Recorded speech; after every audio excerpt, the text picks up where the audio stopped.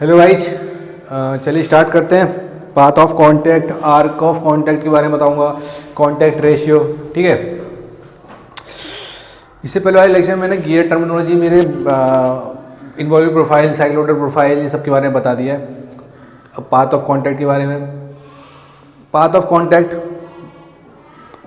Path of contact मतलब जहाँ gear का शुरू से गियर कोई दो पेयर ऑफ टीथ इंगेज हैं।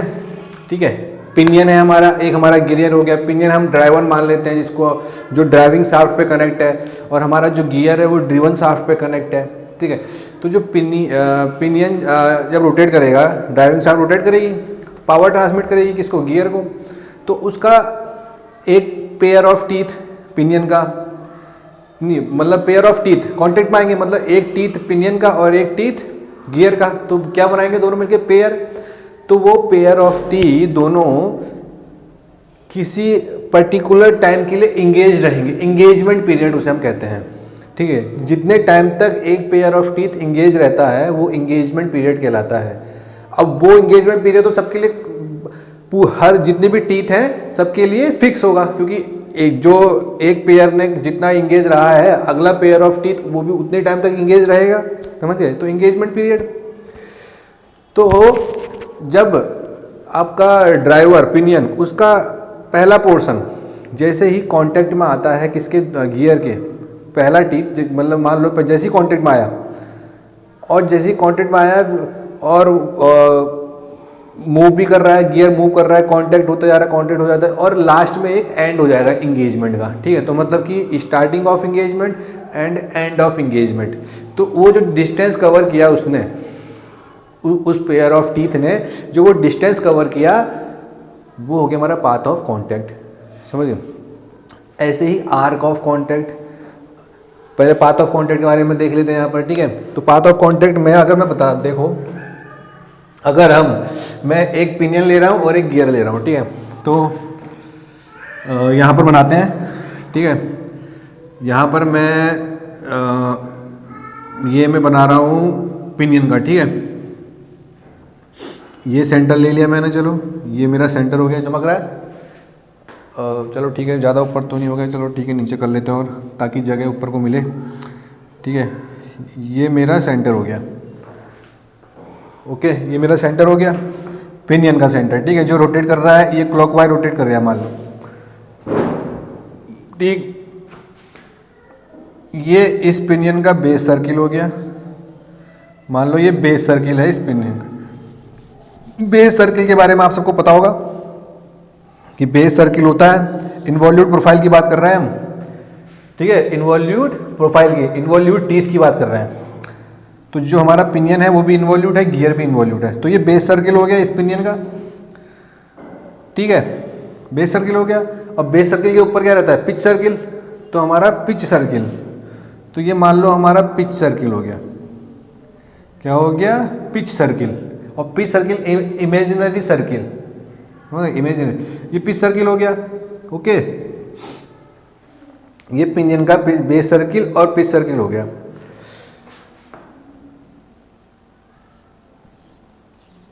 एक टेंजेंट ड्रॉ करते हैं इस बेस सर्किल से होते हुए। ठीक है, अब हम लेते हैं गियर। ये गियर का सेंटर हो गया। ठीक है, गियर का सेंटर हो गया। भाई ये क्लॉकवाइज रोटेट कर रहा है, तो ये एंटी क्लॉकवाइज, क्योंकि एक्सटर्नल गियर है। एक्सटर्नल गियर दोनों के अपोजिट रोटेट करते हैं, इंटरनल होते हैं तो दोनों एक ही डायरेक्शन में रोटेट कर रहे होते हैं। ये हो गया पिच सर्किल, ये हो गया बेस सर्किल। अब ऐसे ही इसका भी बेस सर्किल होगा। ठीक है, इसका भी बेस सर्किल होगा। ये हो गया इसका बेस सर्किल। ठीक है, ये हो गया बेस सर्किल। भाई ये गियर है, बड़ा है, तो गियर बड़ा है तो उसका बेस सर्किल भी थोड़ा बड़ा होगा। ये गियर हो गया। अब इसका भी पिच सर्किल होगा, भाई पिच सर्किल इसका भी होगा। ये लो, ये रहा पिच सर्किल इसका। ठीक है, ये हो गया पिच सर्किल। सही बना है, चलो अब जैसा बना है, पिच सर्किल हो गया। ठीक है, ओके, तो ये पिच सर्किल किसका हो गया, गियर का। ये पिच सर्किल किसका हो गया, तुम्हारा पिनियन का। ठीक है, ये मेरा पिनियन है और ये मेरा गियर है। भाई बात तो एक ही है, नाम हम डिफरेंट कर लेते, ठीक है, ये चीज़ हो गई। अब इन दोनों के सेंटर को मिला देते हैं भाई, सेंटर को मिलाया इन दोनों के, ये मेरा कहाँ से होके गुजरा, पिच पॉइंट से होके गुजरा, ठीक है, सेंटर को मिला दिया। अब आपको क्या पता है, लाइन ऑफ एक्स गियर होने के लिए, गियर की लॉ ऑफ गियरिंग क्या कहता है भाई, उसकी इन्वॉल्यूट प्रोफाइल है, वैसे तो वो गियर को सेटिस्फाई करेगा, पर सेटिस्फाई करने के लिए गियर क्या, लॉ ऑफ गियरिंग क्या कहता है कि common normal at the point of contact. Point of contact कहाँ है, यहाँ पर पॉइंट ऑफ कांटेक्ट है, तो common normal at the point of contact, तो ये जो है ना टीथ पॉइंट ऑफ कांटेक्ट, ऐसे common normal at the point of contact should always pass through the fix point, should always pass through the fix point which is on the line joining the centre of the two gear, ठीक है। तो line of action इस ऐसे पास करेगा, ये line of action पास करा, ये ठीक है, ओके। और अब हमने जब इन्वॉल्यूट प्रोफाइल का मैंने कॉन्सेप्ट बताया था, तो उसमें मैंने क्या चीज़ बताई थी कि इन्वॉल्यूट प्रोफाइल पे अगर आप नॉर्मल ड्रॉ करते हो, इन्वॉल्यूट प्रोफाइल पे, इन्वॉल्यूट टीथ पे अगर आप नॉर्मल ड्रॉ करते हो, तो वो जो नॉर्मल है वो टेंजेंट होगा किसके, बेस सर्किल के, याद है। तो भाई ये जो लाइन है ये कॉमन नॉर्मल लाइन है पॉइंट ऑफ कांटेक्ट पे, नॉर्मल लाइन है, तो ये तो नॉर्मल लाइन है ही। अब ये नॉर्मल लाइन दोनों के नॉर्मल है, पिनियन के भी नॉर्मल है और गियर के भी नॉर्मल है, तो ये नॉर्मल लाइन पास करेगी कहाँ से, किसके टेंजेंट होगी, बेस सर्किल के, पिनियन के भी टेंजेंट होगी और गियर के भी, तो देखो टेंजेंट हो रखा है, ऐसे ड्रॉ करते हैं, ठीक है। अब यहां हमने ये करा, ये परपेंडिकुलर है, ठीक है, ये क्या है, फाई प्रेशर एंगल, ठीक है, मैंने बता रखा है इसके बारे में। और इस पे परपेंडिकुलर ये है, ये क्या है, परपेंडिकुलर है, ये क्या है, फाई प्रेशर एंगल, क्या है, फाई प्रेशर एंगल, ठीक है, क्या है, प्रेशर एंगल या एंगल ऑफ ऑब्लिक्विटी। अब यहां से पाथ ऑफ कांटेक्ट की बात आती है। देखो पाथ ऑफ कांटेक्ट क्या होगा, ठीक है, ये पिच सर्किल है, ये बेस सर्किल है, लिख लेते हैं, लिख लें भाई, ये क्या है, बेस सर्किल, ध्यान रहेगा, ओके, ये है पिच सर्किल, ठीक है। अब एक सर्किल और आता है, आपको पता है पिच, एक तो कौन सा, अडेंडम सर्किल भी होता है और एक डिडेंडम सर्किल भी होता है, ठीक है, गियर टर्मिनोलॉजी पढ़ाया था मैंने, देख लेना। अडेंडम सर्किल, अब अडेंडम सर्किल पिच सर्किल के नीचे रहता है, ठीक है, पिच सर्किल के नीचे रहता है, तो ये रहा, ये पास, ये रहा मेरा भाई अडेंडम सर्किल, ये रहा, ये क्या है मेरा अडेंडम सर्किल, ठीक है। किसका अडेंडम सर्किल है, ये है अडेंडम सर्किल गियर का। तो मैं अगर अडेंडम लिखूं और गियर लिख देता हूं, AG, ठीक है, और ये लाइन ऑफ एक्शन है, ठीक है, ये लाइन ऑफ एक्शन है, इसको हम F लिख देते हैं। ये अडेंडम सर्किल है, ये पिच सर्किल है, ये बेस सर्किल है, किसका है, गियर का। अब भाई अडेंडम सर्किल तो भाई पिनियन का भी होगा, वो भी तो है, तो ये पिनियन का बेस सर्किल हो गया, ये पिच सर्किल हो गया पिनियन का, और अडेंडम सर्किल भी होगा किसका, पिनियन का। तो वो कहाँ से जाएगा, देखो ये पिच सर्किल है, तो ये रहा, तो ये है, ये रहा, ये रहा, ये क्या है, रुक जा, ये, तो ये क्या हो गया, पिनियन का अडेंडम सर्किल, पिनियन का अडेंडम सर्किल, ठीक है। अब जैसा मैंने आपको कहा था कि पाथ ऑफ कांटेक्ट क्या, एंगेजमेंट पीरियड, दो पेयर ऑफ टीथ, मतलब पेयर ऑफ टीथ कांटेक्ट में आएंगे, मतलब एक टीथ पिनियन का होगा, एक टीथ गियर का होगा। जब दोनों कांटेक्ट में आएंगे, स्टार्टिंग से जैसे ही हमने स्टार्ट करा, तो उस पॉइंट को हम कहते हैं start of engagement. Engagement start हो रहा है, मतलब स्टार्ट ऑफ इंगेजमेंट, ठीक है। और जैसे जैसे वो इंगेज रोटेट होता गया, वही टीथ की बात कर रहा हूँ मैं, एक ही टीथ अब इंगेज है, इंगेजमेंट होता गया, हो गया, जैसे ही एंड हुआ मतलब कि अब दूसरा टीथ पर, अब दूसरा पेयर ऑफ टीथ कांटेक्ट में आएंगे, फिर तीसरा, ऐसे तो क्योंकि टीथ तो बहुत सारे होते हैं पहले, तो वो जो एक पेयर ऑफ टीथ कांटेक्ट में आया, ठीक है, तो वो स्टार्टिंग एंड, तो वो जो कांटेक्ट में आया तो कहाँ से कांटेक्ट में आएगा, देखो अडेंडम सर्किल कौन सा सबसे टॉप वाला, बेस टॉप वाला होता है अडेंडम सर्किल, ठीक है, टॉप अडेंडम सर्किल टॉप वाला ही तो रहता है, उसके ऊपर तो कोई ही नहीं है, ठीक है, अडेंडम सर्किल टॉप, तो पिनियन का अडेंडम सर्किल और गियर का अडेंडम सर्किल। अब तो पिनियन का अडेंडम सर्किल और ठीक है, तो क्या होगा, अब पिनियन हमारा ड्राइवर है, तो एक टीथ ले लो उसका, तो वो कहाँ से स्टार्ट करेगा, कहाँ से स्टार्ट करेगा, यहाँ से, देखो अभी यहाँ से, और ये देखो ये पिनियन का अडेंडम सर्किल है, समझ गए, ये पिनियन का अडेंडम सर्किल है, तो पिनियन, और ये हमारा गियर का अडेंडम सर्किल है, तो मतलब गियर का जो टीथ है वो ये इतना पोर्शन हो गया, मतलब ये जो अडेंडम सर्किल है ये गियर का लास्ट वाला, और ये पिनियन का हमारा अडेंडम सर्किल, तो पिनियन का अडेंडम सर्किल, और ये जो लाइन है ये कौन सी लाइन है, लाइन ऑफ एक्शन, मतलब पॉइंट ऑफ कांटेक्ट वाली लाइन है, ये कौन सी लाइन है, point of contact, normal, common normal at the point of contact. तो पॉइंट ऑफ कांटेक्ट आपको पता है क्या है, पॉइंट ऑफ कांटेक्ट, कि पॉइंट ऑफ कांटेक्ट कब होगा, जब दो टीथ पॉइंट कांटेक्ट में आएंगे तभी तो पॉइंट ऑफ कांटेक्ट आएगा, तो उस पॉइंट ऑफ कांटेक्ट पे नॉर्मल जो ड्रॉ करा वो हमारा लाइन ऑफ एक्शन है, तो ये तो जो लाइन ऑफ एक्शन है ये क्या है हमारा, इसी लाइन ऑफ एक्शन पे सारे के सारे पॉइंट ऑफ कांटेक्ट है, मतलब कि यहाँ पर पॉइंट ऑफ कांटेक्ट, यहाँ पर भी पॉइंट ऑफ कांटेक्ट, यहाँ पॉइंट ऑफ कांटेक्ट, यहाँ पॉइंट ऑफ, यहाँ, मतलब ये जो लाइन ऑफ एक्शन है, यही लाइन ऑफ एक्शन पूरे ऑपरेशन में, इसी लाइन ऑफ एक्शन पे पॉइंट ऑफ कांटेक्ट होगा, समझ गए, मतलब कि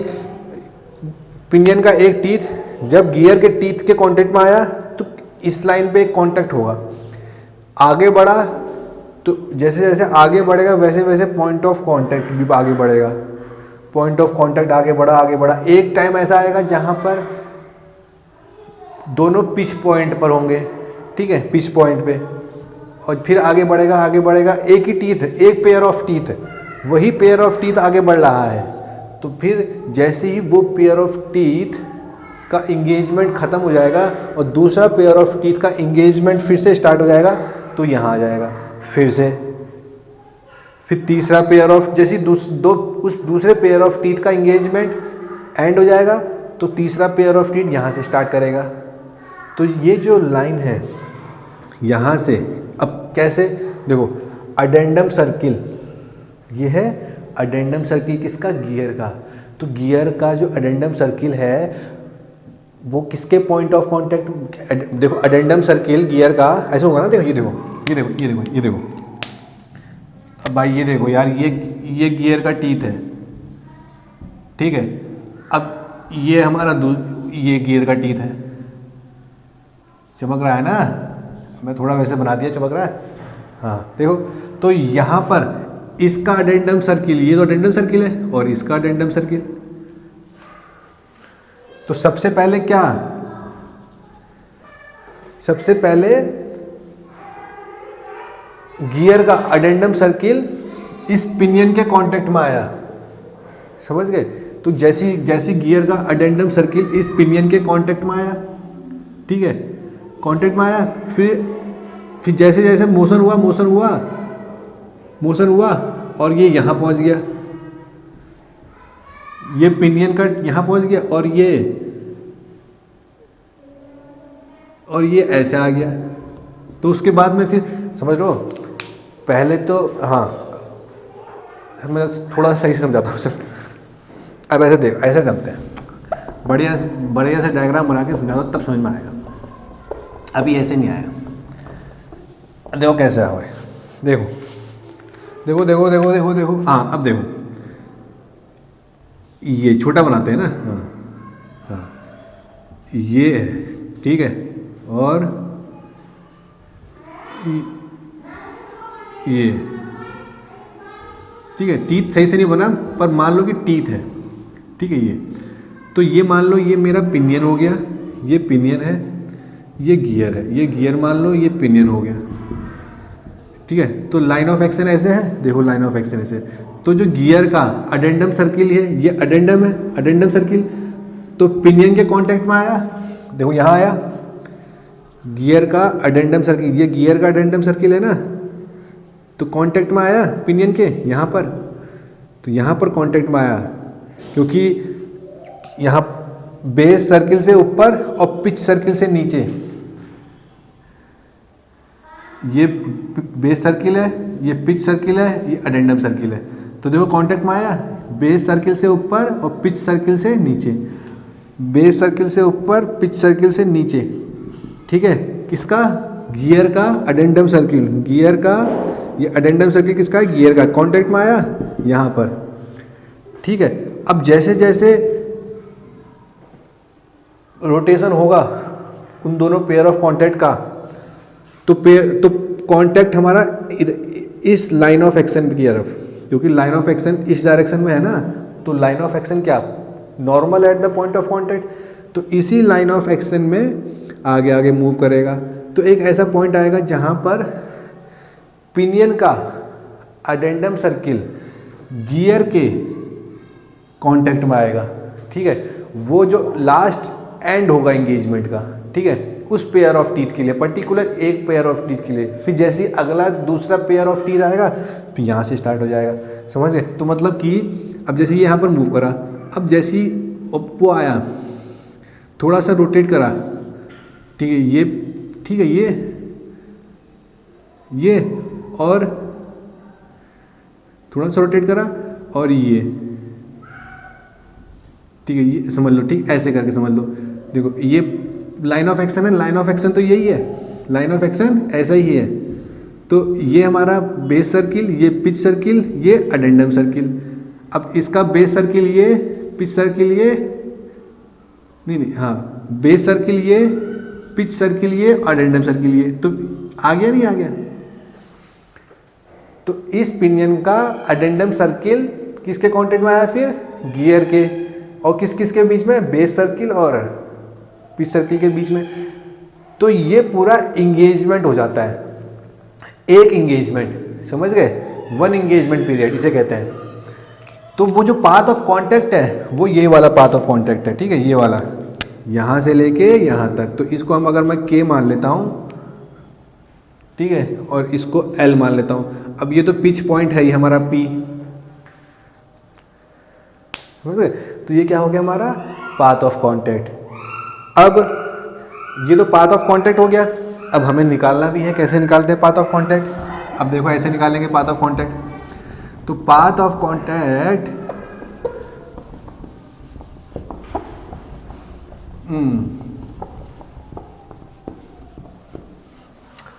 देखो आ रहा है समझ में। तो भाई ये K हो गया स्टार्टिंग ऑफ इंगेजमेंट, L हो गया एंड ऑफ इंगेजमेंट, P हो गया पिच पॉइंट, ठीक है। तो पाथ ऑफ कांटेक्ट कौन सा, KL is the path of contact. अभी KL क्या है हमारा, मैं लिख रहा हूँ यहाँ पर, KL is equal to path of contact, length of path of contact कहते हैं ना, length of path of contact, length of path of contact. KL क्या है हमारी, length of path of contact, ठीक है। अब तो निकालें कैसे इसको, ये लेंथ को, तो निकालने के लिए हम क्या करेंगे भाई, ये क्या है,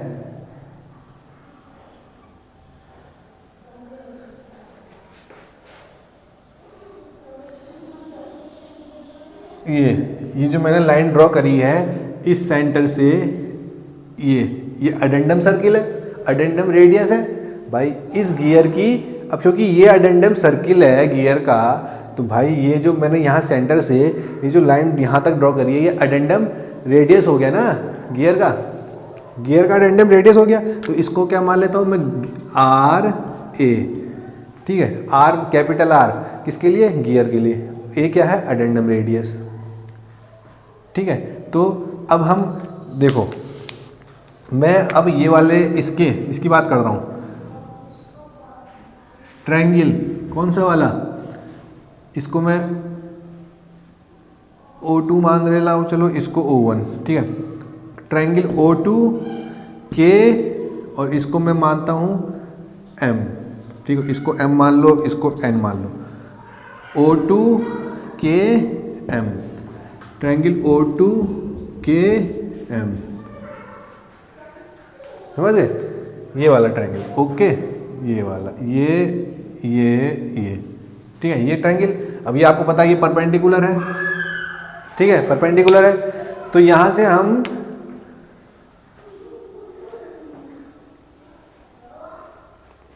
हमको क्या निकालना है, हमको के एल निकालना है, length of path of contact, ठीक है। तो ये पहले तो ये देखते हैं कि ये कितना है, ये, अब ये क्या है, आर क्या मान लिया मैंने, नहीं ये वाला आर नहीं, ये पिच सर्किल डायमीटर ना, ये आर, हाँ ये पिच सर्किल, ये क्या है, radius of the pitch circle, R क्या है, radius of the pitch circle.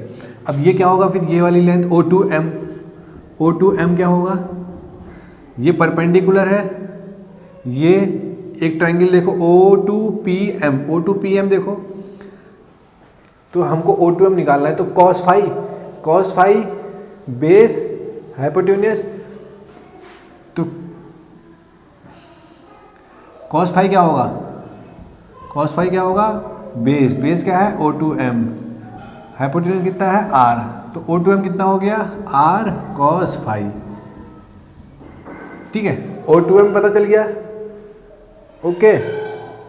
अब ऐसे ही PM क्या होगा, PM sine phi equals to perpendicular और हाइपोटेन्यूज, तो ये क्या होगा, R साइन फाई। तो O2M पर चल गया, PM पर चल गया, तो अब मैं ये वाला ले रहा हूँ ट्रायंगल, ठीक है, कौन सा वाला, ये पूरा O2M K। तो इसमें हम, ये परपेंडिकुलर है, तो क्या निकालेंगे, RA square is equals to O2M का स्क्वायर प्लस KM का स्क्वायर, समझे, KM का स्क्वायर।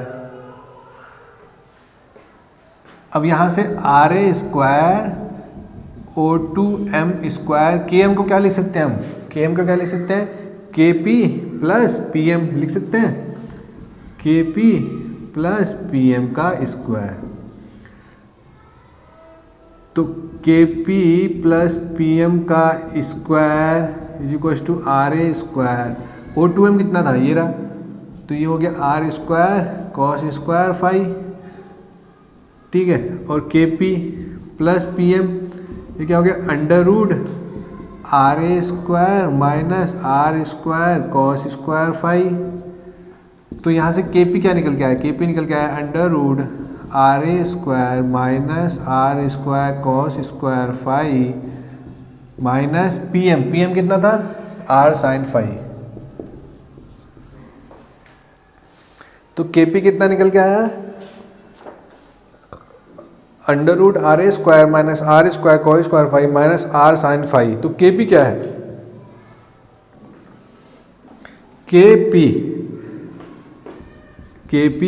KP को हम कहते हैं पाथ ऑफ अप्रोच,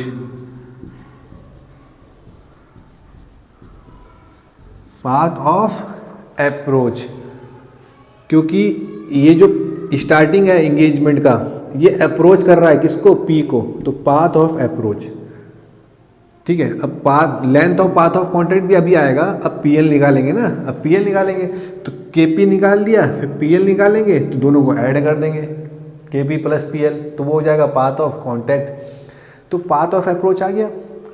अब पी एल निकालने के लिए, तो पी एल निकालने के लिए अब हमने पहले तो ये करा, अब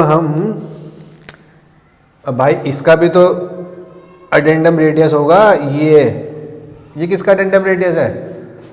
ये है पिनियन का, स्मॉल आर ए। तो भाई यहाँ से सेंटर, ये अडेंडम रेडियस किसका है? पिनियन का। तो ये इसकी रेडियस होगी आर ए, ठीक है। ये आर ए हो गई, ये एन हो गया, ये एल हो गया। तो ऐसे ही जैसे ये निकाला, कौन सा ट्रायंगल लेंगे? O1L N, ट्रायंगल O1L लेंगे तो यहाँ से हमारा PL आ जाएगा। क्या आ जाएगा? PL। सेम वैसी, तो PL यहाँ से क्या आएगा? तो PL यहाँ से आएगा, इसमें जो कैपिटल R है उसमें स्मॉल r जोड़ देंगे। और स्मॉल r क्या है? ये क्या है? पिच सर्किल रेडियस, किसकी? पिनियन की। तो यहाँ से स्मॉल आर ए क्या आएगा? Under root R A square minus R square cos square phi, ठीक है, और माइनस आर साइन फाई। तो ये क्या आ गया? P L. तो पी एल को क्या कहते हैं? इसको कहते हैं पाथ ऑफ रिसेस, ठीक है। तो के पी जहाँ से स्टार्टिंग होती है एंगेजमेंट की और पी की जाते हैं, तो पाथ ऑफ अप्रोच, पी को अप्रोच कर रहा है, ऐसे ध्यान रखना, पी को अप्रोच है तो पाथ ऑफ अप्रोच, और पीएल पाथ ऑफ रिसेस, ठीक है। तो यहाँ से हमारा के एल क्या आ जाएगा? पाथ ऑफ कॉन्टैक्ट के पी प्लस पी एल, समझे? के पी को ऐड कर दिया और पी एल को ऐड कर दिया तो पाथ ऑफ कॉन्टैक्ट आ जाएगा, समझ गए?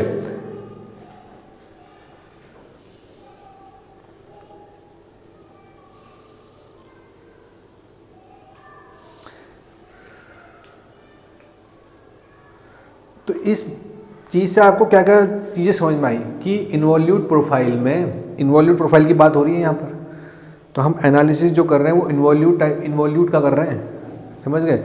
ये यहाँ पर साइक्लोइडल का कोई मतलब, साइक्लोइडल का एनालिसिस ही नहीं कर रहे हैं, मतलब उससे कोई मतलब ही नहीं है।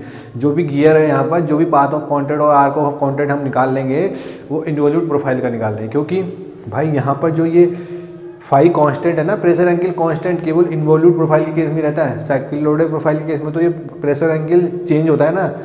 क्या होता है कि साइक्लोइडल प्रोफाइल के केस में at the starting pressure angle maximum रहता है, फिर जैसे जैसे आगे बढ़ते हैं पिच पॉइंट पे प्रेशर एंगल जीरो हो जाता है, फिर जैसे आगे बढ़ते हैं एंड होता है एंगेजमेंट का, वहाँ प्रेशर एंगल फिर मैक्सिमम हो जाता है। तो ये चीज़ रहता है। पर इन्वॉल्यूट प्रोफाइल के केस में क्या है कि इन्वॉल्यूट प्रोफाइल के केस में क्या है, जो प्रेशर एंगल है वो कांस्टेंट रहता है और लाइन ऑफ एक्शन एक ही लाइन ऑफ एक्शन है। और क्या पता चला कि जो पॉइंट ऑफ कांटेक्ट है वो along the line of action, और एक ही लाइन ऑफ एक्शन है पूरे इन्वॉल्यूट प्रोफाइल के केस में। तभी हम ये स्मूथली ऑपरेशन देता है, तभी तो हम इसको बहुत यूज कर रहे हैं आजकल। इन्वॉल्यूट जो टीथ होते हैं, ज़्यादातर इन्वॉल्यूट टीथ ही यूज होते हैं, समझ गए? क्योंकि स्मूथ ऑपरेशन होता है, एक ही कांस्टेंट है, प्रेशर एंगल कांस्टेंट है, कोई दिक्कत ही नहीं है, ठीक है। स्मूथली ऑपरेशन होता है और एक ही पाथ ऑफ कांटेक्ट है, उसी लाइन ऑफ एक्शन में जाता है और एनालिसिस करना भी और आसान हो जाता है, समझ गए? तो इन चीज़ों से ये चीज़ पता चली, क्या क्या पता चली कि फाई कांस्टेंट है और लाइन ऑफ एक्शन आपका पिच पॉइंट से पास करेगा हमेशा, समझ गए? अब बात करते हैं आर्क ऑफ कॉन्टैक्ट की। तो आर्क ऑफ कॉन्टैक्ट क्या, यहीं से निकालेंगे। आर्क ऑफ कॉन्टैक्ट क्या है? अब आर्क ऑफ कॉन्टैक्ट है, जैसे ये पाथ ऑफ कॉन्टैक्ट है, इस पाथ में ट्रेवल कर रहा है। अब आर्क ऑफ कॉन्टैक्ट में आर्क में ट्रेवल करेगा, मतलब कि हमारा जो गियर है वो वैसे ऐसे तो मूव कर रहा है, पर जब पाथ ऑफ कॉन्टैक्ट उसका ये है। पर अगर हम आर्क के फॉर्म में देखें, पिच सर्किल के, अगर हम पिच सर्किल जो है हमारा इसके अलोंग देखें, समझ गए? जो पिच सर्किल है हमारा इसके अलाउंग दे दे। तो आर्क ऑफ कॉन्टैक्ट क्या, आर्क ऑफ है when the point of contact, जो है पॉइंट ऑफ कॉन्टैक्ट ही, व्हेन पॉइंट, हाँ, when point of contact is travelling from the start of engagement. अब पॉइंट ऑफ कॉन्टैक्ट तो यहाँ भी रहेगा, अब स्टार्टिंग से रहेगा जैसे यहाँ पर था, from the start of engagement to the end of engagement the distance travelled by pinion या gear in that duration along their pitch circle. देखो कि हमने इसमें इस केस में आर्क ऑफ कॉन्टैक्ट में, पाथ ऑफ कॉन्टैक्ट में क्या था कि जब पिनियन और गियर जब उनके पेयर ऑफ टीथ कांटेक्ट में आते हैं तो स्टार्टिंग यहाँ से होती है, ठीक है, स्टार्टिंग यहाँ से होती है। और हम किस में देख रहे हैं, along the line of action देख रहे हैं, मतलब अलोंग द कॉमन नॉर्मल हम देख रहे हैं। तो कॉमन नॉर्मल अगर हम देखेंगे तो ऐसे इस पाथ में ट्रेवल कर रहा है पॉइंट ऑफ कॉन्टैक्ट, ठीक है, लाइन ऑफ एक्शन के अलोंग दी। अगर हम अलोंग द पिच सर्किल देखेंगे, अलोंग द पिच सर्किल, या तो इसके पिच सर्किल के देख लो या इसके पिच सर्किल के देख लो, दोनों के किसी के भी पिच सर्किल के अलोंग देख लो कि जो हमारा जो मूव कर रहा है पिनियन या gear along their pitch circle, along their pitch circle, या तो इसके देख लो या इसके किसी बोलो, अलोंग दियर पिच सर्किल जो मूव कर रहा है ड्यूरिंग वन इंगेजमेंट, मतलब कि स्टार्टिंग से लेके एंड तक, स्टार्टिंग से लेके एंड तक, एंड होने तक इंगेजमेंट के एक पेयर ऑफ टीथ के अलोंग दियर पिच सर्किल उसने जितना डिस्टेंस कवर किया, मतलब पिच सर्किल के अलोंग उसने जितना डिस्टेंस कवर किया from the starting of engagement to end of engagement, समझ गए, तो वो हो गया आर्क ऑफ कॉन्टैक्ट। तो यहाँ ये कैसे निकलेगा, तो आर्क ऑफ कॉन्टैक्ट होता है हमारा, अगर हम इसको निकालें निकलेगा, ये ऐसे होता है, आर्क ऑफ कॉन्टैक्ट निकल जाता है पर हमको ज़रूरत नहीं है, ठीक है। आर्क ऑफ कॉन्टैक्ट होता है path of contact divide by cos phi. क्या होता है arc of contact, arc of contact होता है path of contact divide by cos phi, ठीक है। अगर आपको कहा है कि आर्क ऑफ, जैसे पाथ ऑफ अप्रोच है तो आर्क ऑफ अप्रोच क्या होगा, path of approach divide by cos phi, समझ गए। तो आर्क ऑफ अप्रोच चलो लिख लेता हूँ, arc of approach, arc of approach क्या होगा कि पाथ ऑफ अप्रोच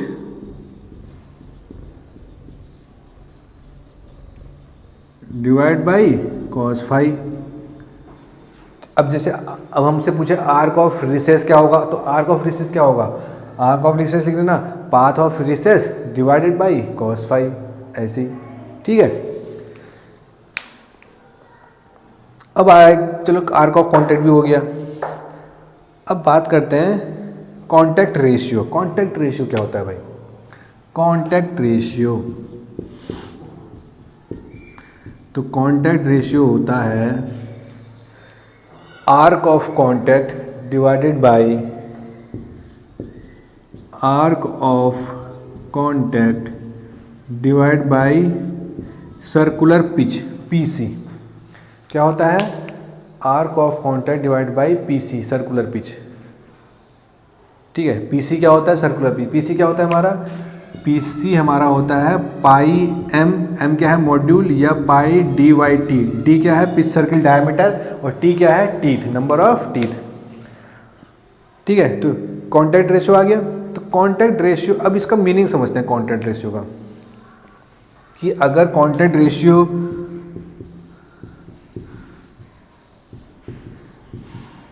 एक तो मिनिमम जो कॉन्टैक्ट रेशियो है वो मिनिमम तो 1 तो होना चाहिए, 1 से कम नहीं होना चाहिए, मतलब एक पेयर ऑफ टीथ इंगेज रहना चाहिए during the one engagement period.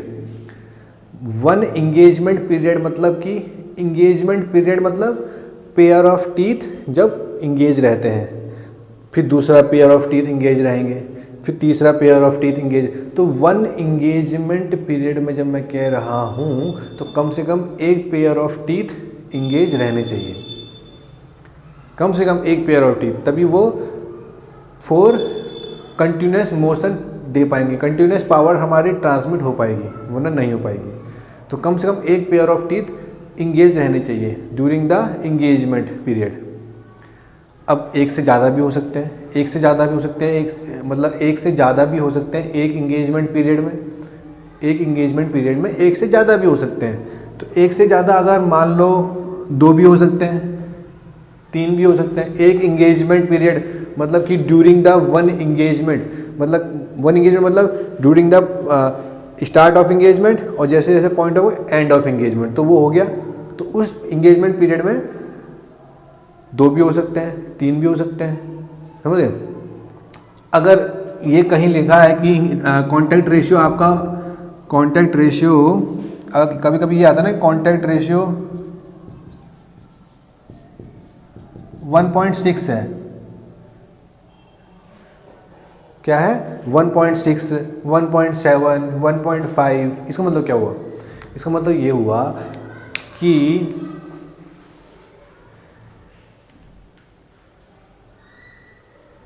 पूरे इंगेजमेंट पीरियड में, मैंने जब कह रहा हूँ इंगेजमेंट पीरियड में, एक पेयर ऑफ टीथ तो कांटेक्ट में ही रहेगा। ये समझ वाली बात है कि कॉन्टैक्ट रेशियो अगर 1.6 है तो इसका मतलब क्या हुआ कि एक इंगेजमेंट पीरियड, मैंने कहा स्टार्ट ऑफ इंगेजमेंट से लेके एंड ऑफ इंगेजमेंट, तो एक इंगेजमेंट पीरियड में एक पेयर ऑफ टीथ तो कांटेक्ट में रहेगा हमेशा, चाहे वो दूसरा पेयर ऑफ टीथ हो, तीसरा पेयर ऑफ टीथ हो, एक इंगेजमेंट पीरियड में एक तो रहेगा ही। और 0.6 मतलब कि 60% ऑफ टाइम, मतलब कि उस इंगेजमेंट पीरियड के 60% ऑफ टाइम में, ध्यान से सुनना, कि उस इंगेजमेंट पीरियड के जो इंगेजमेंट पीरियड है स्टार्ट से लेके एंड तक, start of engagement end of engage, तो उस इंगेजमेंट पीरियड के उस इंगेजमेंट पीरियड का 60%, मतलब कि मान लो 100 सेकंड का हमारा इंगेजमेंट पीरियड है, तो उसका जो 60 सेकंड है उस टाइम पे 2 पेयर ऑफ टीथ इंगेज रहेंगे, समझे। मतलब कि 100 सेकंड के 60 सेकंड तक 2 पेयर ऑफ टीथ इंगेज रहेंगे, और 100 सेकंड तक तो, पूरे 100 सेकंड तक तो एक पेयर ऑफ टीथ है ही, पर उसके जो 60 सेकंड तक है, उस 100 सेकंड के जो 60 सेकंड तक 2 पेयर ऑफ टीथ रहेंगे। बाकी जब 40 सेकंड गुजर जाएगा, बाकी जो 40 सेकंड है उसमें एक पेयर रहेगा, समझ गए। मतलब कि जो 60 सेकंड तक है उसमें 2 पेयर तो रहेंगे, उस पर इंगेजमेंट पीरियड हमारा 100 सेकंड है, तो बाकी के इंगेजमेंट पीरियड में एक पेयर ऑफ टीथ, मतलब कि एक पेयर ऑफ टीथ तो पूरे इंगेजमेंट पीरियड में रहेगा ही रहेगा, बाकी का जो 60 सेकंड है उसमें दूसरा पेयर ऑफ टीथ भी रहेगा, समझ गए। तो ये होता है इसका मतलब कॉन्टैक्ट रेशियो, समझ गए। तो मिनिमम एक पेयर ऑफ टीथ तो इंगेजमेंट पीरियड में होना ही चाहिए, for better operation, for better power transmission, for continuous operation, समझ गए, ठीक है। चलो, तो ये यहाँ path of contact, arc of contact हो गया, कॉन्टैक्ट रेशियो मैंने बता दिया, बाकी चीज़ें इंटरफेरेंस जो होता है वो बताता हूँ आगे वाली वीडियो में, ठीक है, देख लेना। और न्यूमेरिकल्स भी लगा लेना गेट के, मैंने न्यूमेरिकल्स भी करवा रखे हैं सारे, जो गेट में प्रीवियस में क्वेश्चन आया ना सबके करा रखे हैं। ओके, ठीक है, थैंक यू।